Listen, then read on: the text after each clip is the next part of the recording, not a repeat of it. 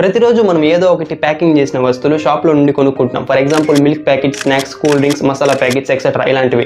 ఇవన్నీ ఎక్కడో ఒక ఫ్యాక్టరీలో తయారవుతున్నాయి, ఆ తర్వాత షాప్కి వస్తున్నాయి, ఆ తర్వాత షాప్ నుండి మన ప్లేట్లోకి వస్తుంది. కానీ for suppose by any chance అలా ఫ్యాక్టరీలో తయారవుతున్నప్పుడు ఏదో ఒక టాక్సిక్ కెమికల్ మిక్స్ అయిపోయి మీ బ్యాడ్ లక్ అయి మీరు కొనుక్కున్న ప్యాకెట్లోని ఆ కెమికల్ ఉందనుకుందాం. మీరు దాన్ని తిని చనిపోయిన తర్వాత పోస్ట్ మార్టం రిపోర్ట్స్ వచ్చినప్పుడు మాత్రమే అందులో పాయిజన్ కలిసిందనే విషయం మీకు తెలుస్తుంది. ఇలా ఒకరికి జరిగినప్పుడే ఇలా ఉంటే ప్రతిరోజు Coca Cola, Pepsi, Nestle, Dairy Milk ఇలాంటి ప్రోడక్ట్స్ ని కొన్ని కోట్ల మంది కొంటున్నారు. సో ఇప్పుడు యాక్సిడెంటల్ గా ఏదైనా చిన్న పాయిజన్ అయిపోతే అవి కొనుక్కున్న కొన్ని కోట్ల మందికి ఏం జరుగుతుంది? ఇప్పుడు ఇలా ఎందుకు జరుగుతుందని మీరు అనుకోవచ్చు, కానీ జరగడానికి ఛాన్సెస్ ఉంది. ఎందుకంటే ఒకసారి నిజంగానే ఇలా జరిగింది కాబట్టి. దాని పేరు ద థైనోయిల్ పాయిజనింగ్. అదేంటో ఈ వీడియోలో చూద్దాం. Welcome back. Tylenol was the most popular pain reliever in America.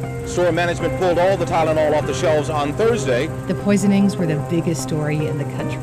This month marks 40 years since 7 Chicago area residents died of poisoning after taking Tylenol capsules laced with cyanide. No one has ever been charged with those murders.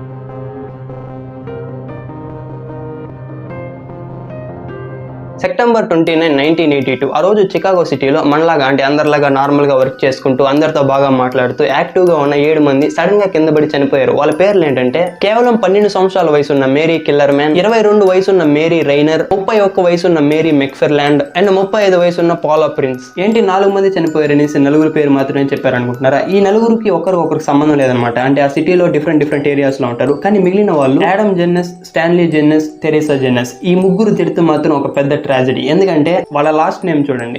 వీళ్ళు ముగ్గురు ఒకే ఫ్యామిలీకి చెందిన వాళ్ళు, ఒకే ఇంట్లో ఉంటున్నారు. వాళ్ళలో Adam జెన్నస్ అనే వ్యక్తి వాళ్ళ ఫ్రెండ్స్ తో బయటకి ఎక్కడికో వెళ్ళాడు. సో అతను కింద పడిపోయిన వెంటనే హాస్పిటల్కి తీసుకుని వెళ్ళి జాయిన్ చేశారు. కానీ డాక్టర్స్ పల్స్ చెక్ చేసి ఇతను చనిపోయాడని చెప్పారు. ఒక గంట ముందు కూడా బాగా నవ్వుతున్న ఫ్రెండ్ ఇలా కింద పడిపోయి సడన్ గా చనిపోయాడేంటి, ఈ విషయం వాళ్ళ ఫ్యామిలీకి ఎలా చెప్పాలని వాళ్ళ ఫ్యామిలీకి కాల్ చేయడానికి ట్రై చేశారు. కానీ వాళ్ళ ఫ్యామిలీ మెంబర్స్ ఫోన్ ఎత్తలేదు. కాబట్టి ఫ్రెండ్స్ అందరూ కలిసి ఈ విషయం చెప్పడానికి అతను ఉంటున్న ఇంటికే వెళ్ళాడు. కానీ అక్కడ ఇంకొక పెద్ద షాక్. డోర్ తెరిచిన వెంటనే కొన్ని గంటల ముందు చనిపోయిన ఆడమ్ జెన్నస్ వాళ్ళ అన్న స్టాన్లీ జెన్నస్ అండ్ కొత్తగా పెళ్లైన వాళ్ళ వైఫ్ తెరేసా జెన్నస్ కింద పడిపోయి చనిపోయి ఉన్నారు. ఒకే రోజు ఒకే ఫ్యామిలీకి చెందిన ముగ్గురు ఎందుకు ఎలా చనిపోయారనేసి అసలు ఎవరికి ఏమీ అర్థం కాలేదు. అప్పుడే నిక్ ఫిసోస్ అనే ఒక ఇన్వెస్టిగేషన్ ఆఫీసర్ వీళ్ళు ఎలా చనిపోయి ఉంటారని తెలుసుకోవడానికి వాళ్ళ ఇంటికి వెళ్ళి మొత్తం చూశాడు. కానీ వాళ్ళ ఇంటి తలుపులు ఎవరు ఎరక్కొట్టలేదు, వాళ్ళ బాడీ పైన ఎలాంటి గాయాలు లేవు, అందరూ చిన్న వయసులోనే ఉన్నారు అండ్ వాళ్ళ ఎవరికి పెద్దగా హెల్త్ ఇష్యూస్ కూడా లేవు. సో అసలు వీళ్ళు ఎలా చనిపోయారనే విషయం అతను కూడా అర్థం కాలేదు. ఇన్వెస్టిగేషన్ చేయడానికి వచ్చిన ఆఫీసర్స్ కి ఆ రోజు ఒక చిన్న క్లూ కూడా దొరకలేదు. మళ్ళీ నెక్స్ట్ డే ఇన్వెస్టిగేషన్ చేస్తున్నప్పుడు చనిపోయిన 7 మందిలో మిగిలిన 4 ఫ్యామిలీస్ మా వాళ్ళ కేసు ఏమైందని కంప్లైంట్ చేయడంతో సో ఈ జెన్నస్ ఫ్యామిలీలో ఇన్వెస్టిగేషన్ ఆపేసి మిగిలిన 4 మెంబర్స్ కి ఏమైందో తెలుసుకోవడానికి వాళ్ళ ఇంటికి వెళ్ళి ఇన్వెస్టిగేషన్ చేశాడు. కానీ సేమ్ అక్కడ కూడా ఎవరింటికి తలుపులు విరగలేదు, వాళ్ళ ఒంటి మీద గాయాలు లేదు, వాళ్ళ హెల్త్ కండిషన్ కూడా చాలా బాగుంది. వాటన్నిటికీ మించి ఎవరింట్లో కూడా డౌట్ వచ్చేలాగా ఒక చిన్న విషయం కూడా జరగలేదు. నార్మల్ గా అందరింట్లో ఎలా ఉంటుందో వీళ్ళింట్లో కూడా అలానే ఉంది. అండ్ ఒకే ఫ్యామిలీలో చనిపోయిన ఆ ముగ్గురికి తప్ప మిగిలిన 9 ఉన్నారు కదా, వాళ్ళకి ఒకరికొకరికి అసలు సంబంధమే లేదనమాట. కానీ వాళ్ళకి సంబంధం లేకపోయినప్పటికీ వాళ్ళ 7 మందిలో ఒకటి మాత్రం సిమిలర్ గా దొరికింది. అదేంటంటే వాళ్ళందరూ రూమ్స్ లో చెక్ చేసినప్పుడు థైనోయిల్ అనే ఒక మాత్ర డబ్బా మాత్రం ఉంది.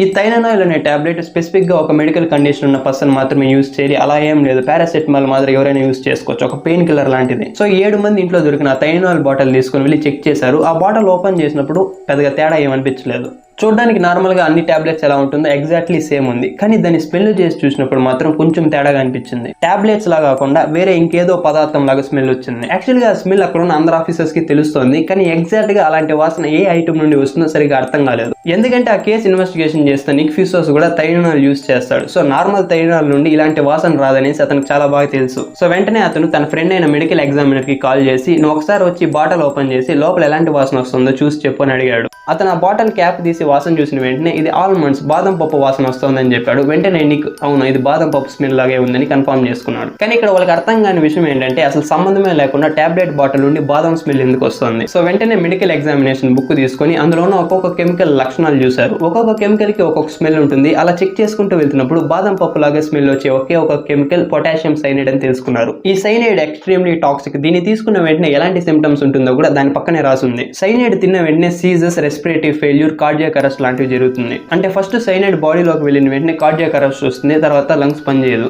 సో ఈ 7 మంది చావుకి ఆ సైనైడే కారణమై ఉంటుంది అనుకుంటున్న లోపే వాళ్ళ పోస్ట్ మార్టం రిపోర్ట్స్ వచ్చింది. అందులో ఏమని ఉందంటే అందరి బాడీలో 100% నుండి 1000% వరకు సైనైడ్ ఉంది. ఫర్ ఎగ్జాంపుల్ ఎవరైనా పాయిజన్ తిన్నారనుకుందాం, వాళ్ళ పోస్ట్ మార్టం రిపోర్ట్ లో ఏ పాయిజన్ ఉంది అని మాత్రమే రాస్తారు. కానీ చనిపోయిన ఈ 7 మంది పోస్ట్ మార్టం రిపోర్ట్స్ లో సైనైడ్ ప్రెసెంట్ అని మాత్రమే కాదు, సైనైడ్ ఓవర్ డోస్ అని రాశారు. ఓకే వీళ్ళు తీసుకున్న టాబ్లెట్స్ లో సైనైడ్ ఉంది, కానీ ఆ బాటిల్లో ఉన్న ప్రతి టాబ్లెట్ లో సైనైడ్ ఉందా లేదా టెస్ట్ చేయడానికి ల్యాబ్కి పంపించారు. అప్పుడు తెలిసింది ఏంటంటే ఆ బాటిల్లో ఉన్న ప్రతి మాత్రలో సైనైడ్ ఉంది.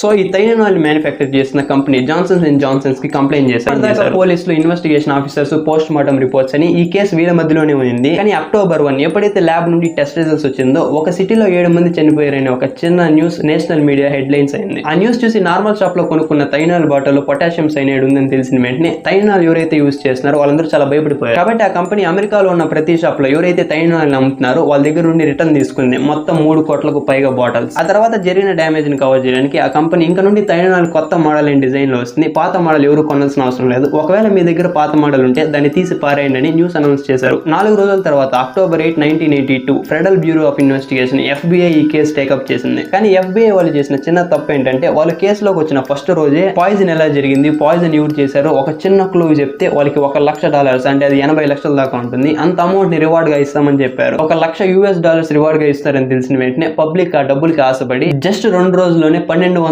మంది ఆ పాయిజన్ ఎవరు కలిపారో నాకు తెలుసు, అలా పాయిజన్ చేసింది నా ఫ్రెండ్ లేదు గర్ల్ ఫ్రెండ్, వాళ్ళ ఇంటి మీదే ఉంటారు, వాళ్ళ ఫుల్ డీటెయిల్స్ వాళ్ళ అడ్రస్ మొత్తం నాకు తెలుసు అనేసి ఏదేదో చెప్పారు. జస్ట్ 2 రోజుల్లోనే 1200 క్లూస్ దొరికింది. 4 సంవత్సరాల ముందు కరోనా వైరస్ వచ్చినప్పుడు అందరూ ఎలా అయితే భయపడ్డారో ఈ న్యూస్ బయటకు వచ్చినప్పుడు కూడా ఆ గవర్నమెంటే daily news paper, TV, radio, weekly magazines ఇలా కొన్ని లక్షల కొద్ది ఆర్టికల్స్ లో ఎక్కడ పడితే అక్కడ థైనాల్ లో పాయిజన్ కలిపారు, థైనాల్ ఎవరు కొనకండి అని పబ్లిష్ చేశారు. ఇక్కడ వింతగా ఏం జరిగిందంటే చికాగోలో మాత్రమే కాదు పక్క స్టేట్ లో ఉన్న చాలా మంది కూడా దగ్గరలో ఉన్న హాస్పిటల్కి వెళ్ళి అడ్మిట్ అయిపోయారు. ఐసీయూస్ మొత్తం ఫుల్ అయిపోయింది. ఒక వారం ముందు నేను ఈ టాబ్లెట్ తిన్నాను అందుకే నాకు ఇప్పుడు తల తిరుగుతుంది, నేను కూడా ఈ టాబ్లెట్ తిన్నాను అనుకుంటా నాకు చాలా కడుపు నొప్పిగా ఉందని ఇలా ఈ థైనాల్ పాయిజనింగ్ భయంతోనే సిటీలో ఉన్న ఐసీయూస్ మొత్తం ఫుల్ అయిపోయింది. ఈ ప్రాబ్లం ఇలా ఉండగా గవర్నమెంట్ పబ్లిష్ చేసిన ఆర్టికల్ చూసి కొంతమంది ఇన్స్పైర్ అయ్యి 270 ఏరియాస్ లో ఉన్న షాప్ లో నార్మల్ థైనాల్ బాటిల్ లో ఎలికల మందు హైడ్రోక్లోరిక్ యాసిడ్ కలిపేస్తుండగా అవి చూసి పోలీసులు చాలా మందిని అరెస్ట్ చేశారు. ఇంత జరుగుతున్నప్పటికీ పోలీసులకు అర్థం కాదు ఏంటంటే చనిపోయిన 7 మంది 7 థైనాల్ బాటిల్స్ ని 7 డిఫరెంట్ స్టోర్స్ లో కొనుక్కున్నారు అండ్ 7 స్టోర్స్ కి మాత్రలు డిస్ట్రిబ్యూట్ చేస్తున్న డిస్ట్రిబ్యూటర్స్ 7 డిఫరెంట్ డిస్ట్రిబ్యూటర్స్. సో అసలు ఎక్కడ పాయిజనింగ్ కలిపి ఉండొచ్చు అర్థం కాలేదు. ఒకే షాప్ లో అందరూ కొనింటే అక్కడ జరిగి ఉంటుంది, లేదా ఒకే డిస్ట్రిబ్యూటర్ అంటే అక్కడ పాయిజనింగ్ జరిగి ఉండొచ్చు. కానీ ఇక్కడ మొత్తం డిఫరెంట్ గా ఉంది కాబట్టి పోలీసులకి ఎక్కడ నుండి ఇన్వెస్టిగేషన్ స్టార్ట్ చేయాలో అర్థం కాలేదు. సో ఫస్ట్ ఒక విషయం తెలుసుకోవాలనుకున్నారు, వాళ్ళు కొనుక్కున్న 7 బాటిల్స్ లోనే పాయిజన్ చేశారా లేదా ఇంకా ఎక్కడైనా బాటిల్ లో పాయిజన్ ఉందా లేదా చెక్ చేశారు. మొత్తం 7 థైనాల్ బాటిల్స్ చనిపోయినారు కదా వాళ్ళ ఇంట్లోనే దొరికింది. కానీ ఒక బాటిల్ మాత్రం కంపెనీ రిటర్న్ తీసుకుందని చెప్పాను కదా ఆ 3 కోట్ల బాటిల్లో దొరకలేదు. ఎవరైతే రిటర్న్ చేయలేదో ఆ షాప్ లో దొరికింది. కానీ ఆ షాప్ లో దొరికిన ఆ బాటిల్ పైన ఎలాంటి ఫింగర్ ప్రింట్స్ లేదు, సో ఎలాంటి ఎవిడెన్స్ దొరకలేదు. ఆ షాప్ లో పనిచేస్తున్న వాళ్ళ దగ్గరికి వెళ్ళి ఈ మాత్రం ఎక్కడ ఉంది, అక్కడ ఎవరైనా ఎక్కువసేపు టైం స్పెండ్ చేసినట్లు మీకు కనిపించిందా, గుర్తు తెచ్చుకొని చెప్పండి అని అడిగారు. కానీ ఆ షాప్ లో ఉన్న వాళ్ళకి అసలు ఏమీ తెలియదని చెప్పారు. సో ఈ కేసు సాల్వ్ చేయడం ఇంకా కష్టంగా మారిపోయింది. ఇన్వెస్టిగేషన్ మొదలు పెట్టారు కానీ ఒక ఎండింగ్ లేదు. సో ఒకవేళ ఇది వైట్ కలర్ క్రైమ్ అయింటుంది అనుకున్నారు, అంటే థైనాల్ తయారు చేసిన ఈ కంపెనీ అండ్ వేరే మాత్రం తయారు చేసిన ఇంకో కంపెనీ వాళ్ళ కాంపిటేటర్స్ కదా, సో వాళ్ళ మనుషులు పంపించి ఇన్సైడ్ జాబ్ గా చేసి ఉంటారని అనుకున్నారు. ఎందుకంటే ఈ ఇన్సిడెంట్ తర్వాత థైనాల్ సేల్స్ 35% నుండి 8% పడిపోయింది. వెంటనే పాయిజన్ కలిసిన 7 బాటిల్స్ ని మ్యానుఫ్యాక్చర్ చేసిన ప్లేస్, దాన్ని డిస్ట్రిబ్యూట్ చేసిన ప్లేస్ అండ్ కస్టమర్స్ కి ఆ బాటిల్స్ అమ్మిన ప్లేస్ అక్కడికి వెళ్ళి అక్కడ పని చేసిన వాళ్ళు, పని చేపిస్తున్న వాళ్ళు, ఎవరైనా జాబ్ నుండి గొడవ పడి వెళ్ళిపోయిన వాళ్ళు, కొత్తగా జాబ్ లోకి వచ్చిన వాళ్ళు ఇలా అందరినీ ఇన్వెస్టిగేషన్ చేశారు. ఆ తర్వాత వీళ్ళకి తెలిసింది ఏంటంటే వీళ్ళు అనుకున్నట్లుగా అక్కడ వాళ్ళు ఏమీ చేయలేదు. బేసికలీ ఆ క్రిమినల్ ఎలా పాయిజన్ చేసి ఉండొచ్చు అనేసి కొంతమంది ఆఫీసర్స్ డిస్కస్ చేశారు. ఎవడో ఒకరు 8 డిఫరెంట్ షాప్స్ కి వెళ్ళి అక్కడ థైనాల్ మాత్రలు తీసుకొని తర్వాత దాని ఇంటికి తీసుకువెళ్ళి తన ఇంట్లో రెడీ చేసి పెట్టుకున్న సైనైడ్ ఉన్న మాత్ర ఆ థైనాల్ డబ్బాలో వేసేసి మళ్ళీ అదే స్టోర్కి వెళ్ళి ఏదో ఒక ఐటమ్ కొంటున్నట్లు డౌట్ రాకుండా ఆ డబ్బాని తీసుకువెళ్ళి మళ్ళీ షెల్ఫ్ లో పెట్టేసి ఉండాలి. కాబట్టి ఒక ప్లాన్ వేశారు. ఎవరైతే 7 మంది అతను పాయిజన్ చేసిన థైనాల్ టాబ్లెట్స్ తీసుకొని చనిపోయారో వాళ్ళ అంత్యక్రియలు ఎప్పుడు జరిగిపోతుంది అనేసి ముందుగానే టీవీలో ఆ డేట్ అనౌన్స్ చేశారు. అలానే ఆ రోజు టీవీలో పబ్లిక్ అందరూ చూస్తుండగా ఆ 7 మంది అంత్యక్రియలు చేశారు. ఎందుకంటే వీళ్ళ చావుకు కారణమైన ఆ ఒక్కడు ఆ రోజు అక్కడికి వచ్చి చూసి సంతోషపడతాడు, అప్పుడు అతన్ని మనం పట్టుకోవచ్చు అనేసి పోలీసులు అనుకున్నారు. సో 300 పోలీస్ ఆఫీసర్స్ ఆ అంత్యక్రియలు కవర్ చేశారు అండ్ చాలా CCTV కెమెరాస్ లో మానిటర్ చేస్తున్నారు. అప్పుడు వాళ్ళ అంత్యక్రియలకు వచ్చిన అందరికీ ఆ 7 మందికి ఏదో ఒక రిలేషన్ ఉంది, అంటే వాళ్ళకి తెలిసిన వాళ్ళు మాత్రమే అక్కడ ఉన్నారు. కానీ ఆ చావుకు కారణమైన ఆ ఒక్కడు మాత్రం రాలేదు. కానీ అసలు ఏమీ అర్థం కాని కేసులో ఆఫీసర్స్ కి ఒక విషయం తెలిసింది. అదేంటంటే ఆ క్రిమినల్ చికాగోలోనే ఉన్నాడు. ఇది ఎలా తెలుసుకున్నారంటే సెప్టెంబర్ 29 ఆ 7 మంది మాత్రలు తిని చనిపోయారు. దానికి ఒక్క రోజు ముందు అతను షాప్ కి వెళ్లి పాయిజన్ చేసిన బాటిల్ పెట్టుండాలి. ఎందుకంటే ఇప్పుడు మనం తినే టాబ్లెట్స్ ఇలా క్యాప్సూల్ లాగా వస్తుంది కదా, ఆ క్యాప్సూల్ వల్ల సైనైడ్ ని 24 గంటలు మాత్రమే లోపల పెట్టుకోగలదు. ఎక్కువసేపు అయితే లోపల ఉన్న సైనైడ్ బయట ఉన్న క్యాప్సూల్ ని తినేసి బయటకు వచ్చేస్తుంది. సో పాయిజన్ చేసిన అతను ఫస్ట్ 24 అవర్స్ చికాగోలోనే ఉండాలి. అంటే ఇప్పుడు కూడా అతను చికాగోలోనే ఉన్నాడు. అసలు పాయిజన్ చేసిన ఒక్కడు ఎవడు డెఫినెట్లీ పార్ట్ 2 లో చూద్దాం. యాక్చువల్లీ ఇది చాలా పెద్ద స్టోరీ అనమాట. మిగిలిన మొత్తం స్టోరీ ఆ వీడియోలో చెప్తాను. ఈ వీడియో నచ్చితే మర్చిపోకుండా లైక్ చేయండి అండ్ నెక్స్ట్ పార్ట్ మిస్ అవ్వకుండా చూడాలంటే మన ఛానల్ సబ్స్క్రైబ్ చేసుకొని బెల్ ఐకాన్ ఆన్ లో పెట్టుకొని నెక్స్ట్ ఇంట్రెస్టింగ్ వీడియోకి వద్దాం. Thanks for watching. బై.